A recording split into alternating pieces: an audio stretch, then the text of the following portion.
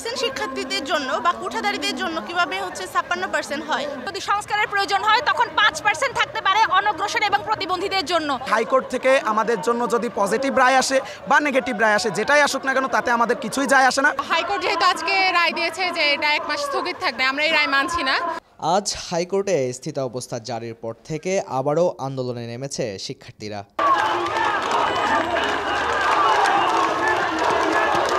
কোটা পদ্ধতি সংস্কারের দাবিতে সর্বাত্মক বাংলা ব্লকেট কর্মসূচির অংশ হিসেবে চট্টগ্রাম নগরীর সড়ক ও রেলপথ অবরোধ করেছে চট্টগ্রাম বিশ্ববিদ্যালয়ের শিক্ষার্থীরা।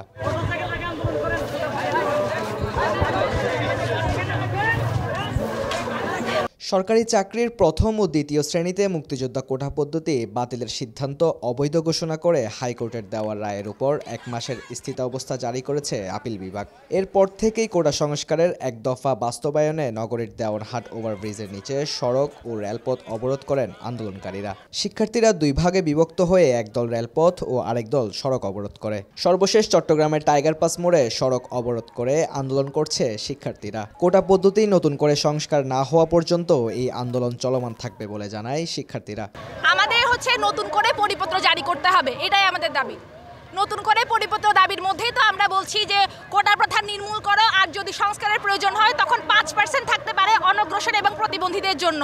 ক্ষুদ্র নিগোষ্ঠী এবং অনগ্রসর গোষ্ঠী সুবিধা বঞ্চিত যারা আছে তার জন্য 5% রাখবো, কিন্তু এর বেশি নয়। এই মেধার সাথে প্রহসন আর নয়, মানছি না, মানবো না। মুক্তিযোদ্ধারা কিন্তু কোনো অনগ্রসর জনগোষ্ঠী না। মুক্তিযোদ্ধাদেরকে অনগ্রসর জনগোষ্ঠী বলা মানে তাদেরকে অপমান করা। তারা রাষ্ট্রের সম্মানিত নাগরিক, রাষ্ট্র তাদেরকে দেখভাল করে। এখন অনগ্রসর জনগোষ্ঠীর জন্য সংবিধানে কোঠা রাখার বিধান আছে, এছাড়া কোনো বিধান নাই। আমরা মনে করি সেই বিধান অনুসারে আমাদের সব আইন প্রণয়ন করা উচিত, সেইভাবে আমাদের সব কিছু দেখা উচিত। কোটা সংস্কার করতে হবে, আর যদি কোটা দিতে হয় মুক্তিযোদ্ধাদের সন্তানদের দিক 5% পর্যন্ত, এর বেশি যাতে দেওয়া না হয়। মুক্তিযোদ্ধার নেক্সট প্রজন্ম নাতিপুতি পর্যন্ত যাতে কোটাটা না যায়। এবং হাইকোর্ট যেহেতু আজকে রায় দিয়েছে যে এটা 1 মাস স্থগিত থাকবে, আমরা এই আন্দোলন আমরা এই রায় মানছি না। হাইকোর্টের প্রতি পূর্ণ সম্মান রেখে আমরা বলছি যে আমরা এই আমাদের এই আন্দোলন সামনেও চলবে। আমাদের যতক্ষণ পর্যন্ত আমাদের আন্দোলনের যে দাবি, সেই দাবি না মানবে ততক্ষণ পর্যন্ত আমরা এই রাজপথে থাকবো। কোঠার যে বৈষম্যটা, এটা চরম বৈষম্য। কারণ 2% শিক্ষার্থীদের জন্য বা কোঠাদারীদের জন্য কিভাবে 56% হয়। 56% কোটা কিভাবে হয়? প্রতি বছর লাখ লাখ শিক্ষার্থী এখন আত্মহত্যার পথ বেছে নিচ্ছে। কেন? শুধুমাত্র এই যে চাকরি না পাওয়ার জন্য। তো আমরা সাধারণ শিক্ষার্থীর ভরসা একটাই যে আমরা সুষ্ঠুভাবে চাকরি পাবো, সরকারি চাকরি পাবো।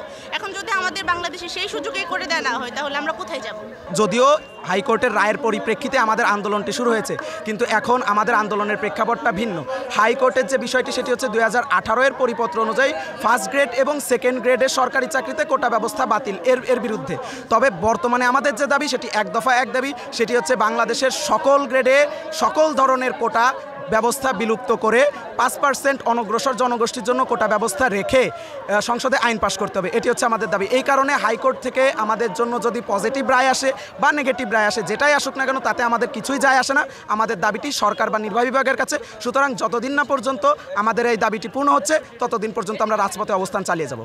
এই কোটা আন্দোলনকে কেন্দ্র করে যাতে তৃতীয় পক্ষ কোনো ধরনের নাশকতা করতে না পারে সেদিকে কঠোর নজরদারিতে রয়েছে পুলিশ প্রশাসন। মানে লোকাল যে police, metropolitan, Chittagong metropolitan police, আমরা ওই জায়গায় অবস্থান করতেছি যাতে করে এই আন্দোলনকে কেন্দ্র করে তৃতীয় কোনো পক্ষ কোনো নাশকতা তৈরি করতে না পারে বা এটাকে অন্যদিকে না নিতে পারে। সেই ক্ষেত্রে ল অ্যান্ড অর্ডারটা আমরা টোটালি এখানে ব্যাপারটা আমরা অবজার্ভ করতেছি। রাকিবুল হাসান, দৈনিক অর্থনীতি।